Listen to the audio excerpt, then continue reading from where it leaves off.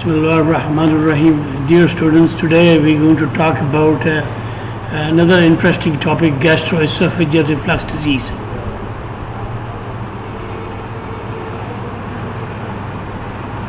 The objectives of today's lecture is the following: definition of GERD, epidemiology, pathophysiology, clinical manifestations, diagnostic evaluation, treatment and complications.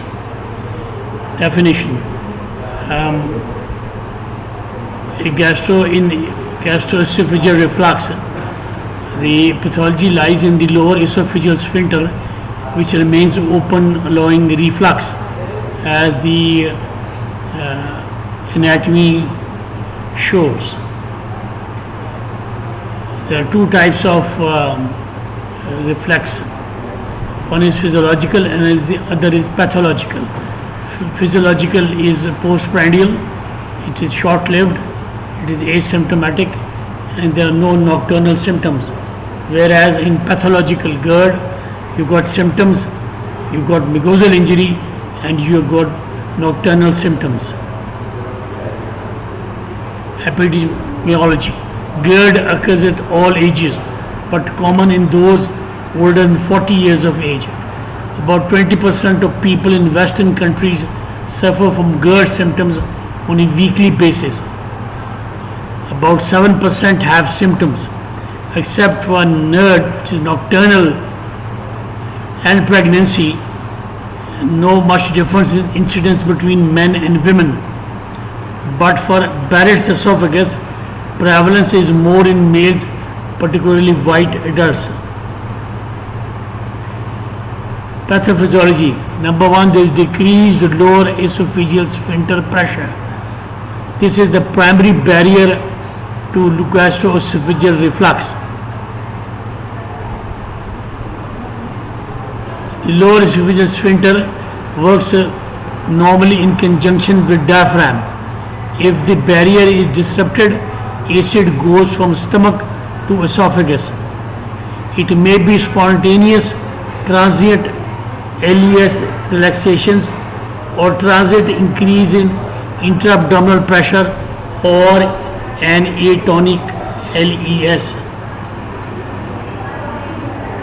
Factors affecting LES tone. Drugs that reduce LES tone include calcium channel antagonists, for example nifedipine, verapamil, and diltiazem, or nitrates, anticholinergic agents, for example tricyclic antidepressants, antihistamines, and oral contraceptives, and estrogen. Number two, foods that produce LES tone include chocolate, fatty acids, onions, peppermint, and garlic. And smoking, because of its nicotine content, produces LES tone. Pathophysiology, the second important factor is disruption of anatomical barriers. May be an associated hiatus hernia. The size of hiatal hernia is proportional to frequency of LES relaxations. Hypotensive LES pressures and large hiatal hernia, there is more chance of GERD following abrupt increase in intra-abdominal pressure. The third factor in the pathophysiology is the esophageal clearance. The GI acid produced spend too much time in contact with esophageal mucosa. Normally, swallowing contributes to esophageal clearance by increasing salivary flow. If the saliva decreases with increasing age, for example, so more often occurs with elderly. The fourth factor in pathophysiology is mucosal resistance. The mucus secreted by the mucus secreting glands involved in protection of esophagus. The bicarbonates moving from blood to lumen can neutralize acidic reflux in the esophagus. On repeated exposure to reflux or due to some defect in normal mucosal defenses, hydrogen ions diffuse into mucosa, leading to cellular acidification and necrosis finally leading to esophagitis. And number 5 is delayed gastric emptying.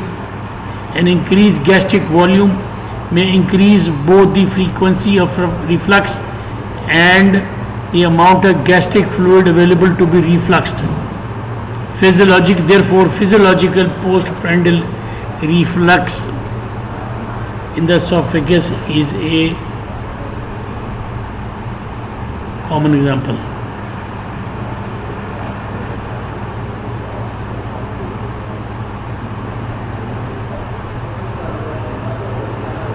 This is a slide showing various factors we have just discussed.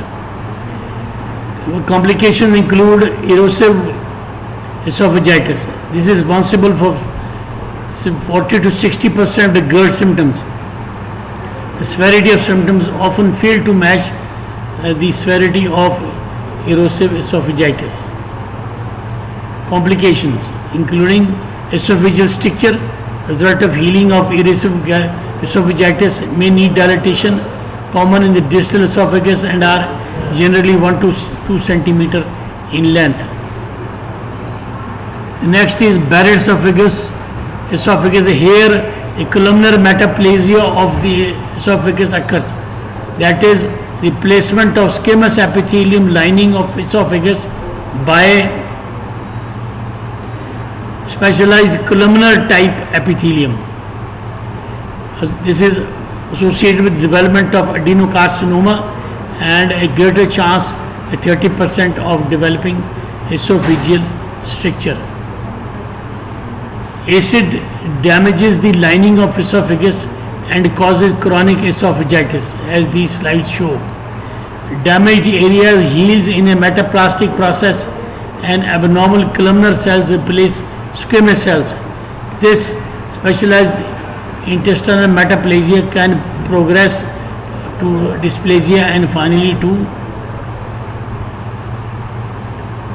adenocarcinoma.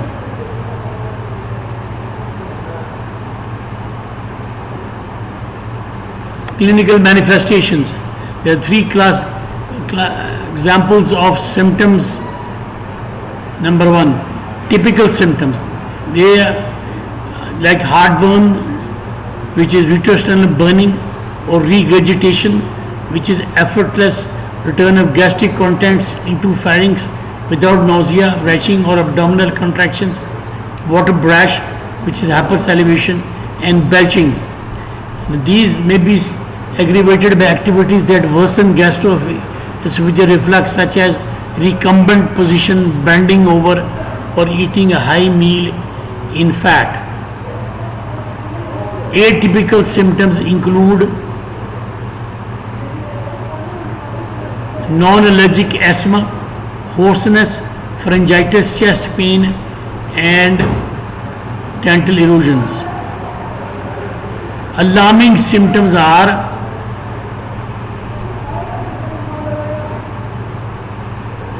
complications of GERD, such as Barrett's esophagus, esophageal strictures, or esophageal CA, dysphagia, early satiety, gastrointestinal bleeding,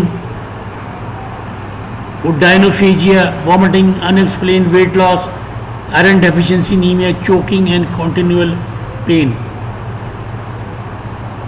In the diagnostic evaluation, we have to consider that if classical and typical symptoms like heartburn and regurgitation exist in the absence of alarm symptoms, the diagnosis of GERD can be made clinically and treatment can be initiated.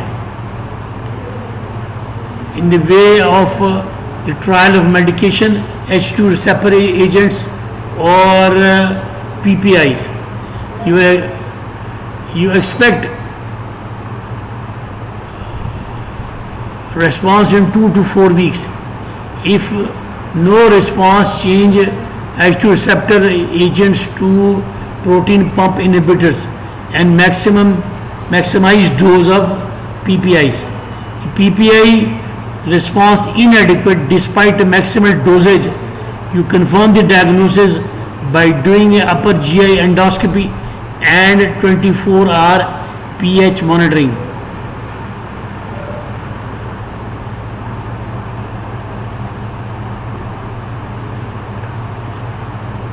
when you do a biopsy, when you do an endoscopy, a biopsy should be taken in symptoms with alarm, in patients with alarm symptoms or signs, those who fail a medication trial, those who require a long-term treatment. I think this is an indication for endoscopy. Secondly, important in distinguishing between esophagitis and Barrett's metaplasia. And third indication is absence of endoscopic fixtures do not exclude a GERD diagnosis. Confirmation can be achieved by a provocative test such as an acid perfusion test, which is Bernstein test, or a standard acid reflux test. A pH monitoring helps in establishing the presence of acid above the LES as a cause of symptoms or esophageal damage. Useful in patients who have not responded or who have had an incomplete response to empiric therapy, have symptoms without evidence of mucosal injury, or have atypical symptoms.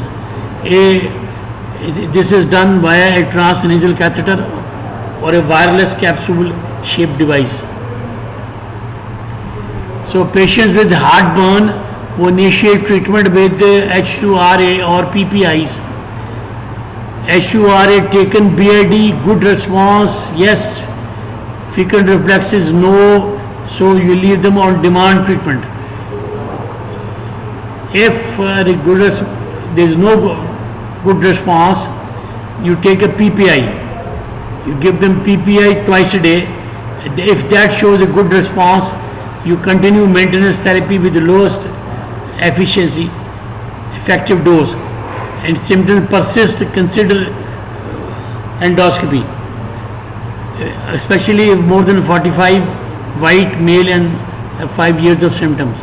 If there is no response, you increase the maximum dose to QID or BD, and if there is no response to that, even confirmed by endoscopy and pH monitoring.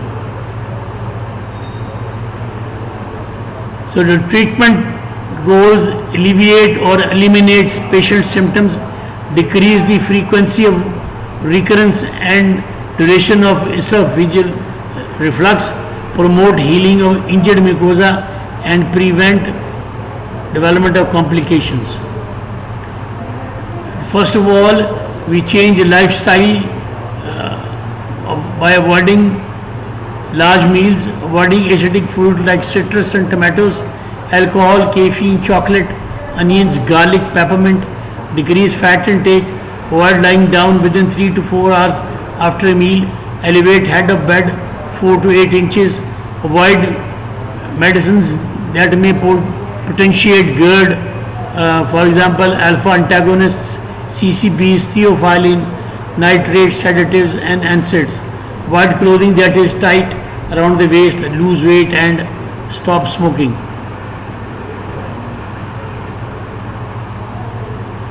Treatment includes antacids, as we have already described.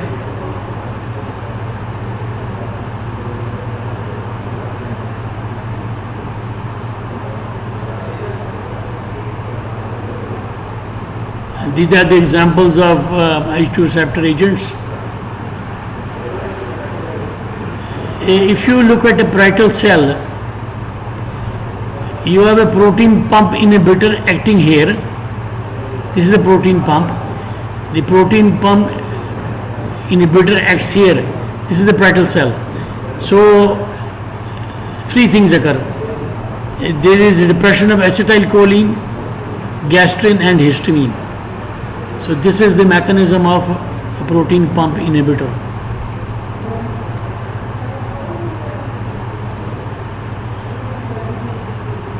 These are the examples of protein pump inhibitor agents normally used.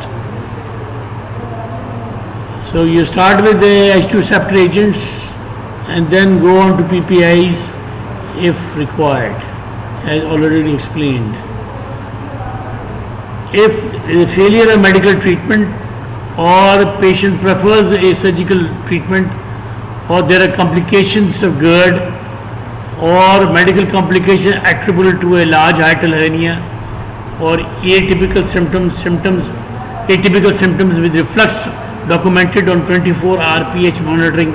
These are the indications for a surgical treatment. Post surgery, we have 10% have solid food dysphagia, 2 to 3% have permanent symptoms, 7 to 10% have gas, bloating, diarrhea, nausea, early satiety, and within 3 to 5 years, 52% are back on anti-reflux medications.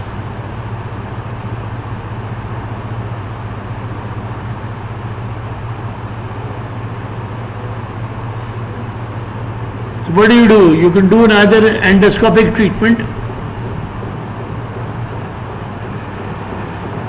For example, radiofrequency application to increase LES reflex barrier, or doing endoscopic swing devices, or injection of a non-resorbable polymer into LES area.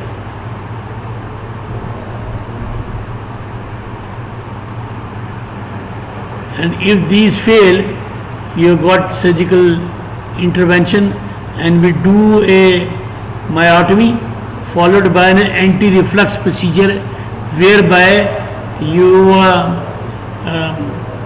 wrap the fundus around the lower third or fourth of esophagus, bringing it forwards and stitching it in the front. We might have a picture in the following lectures on gastrointestinal bleeding. So I'm sure the questions are guaranteed in life, but answers aren't. Thank you very much.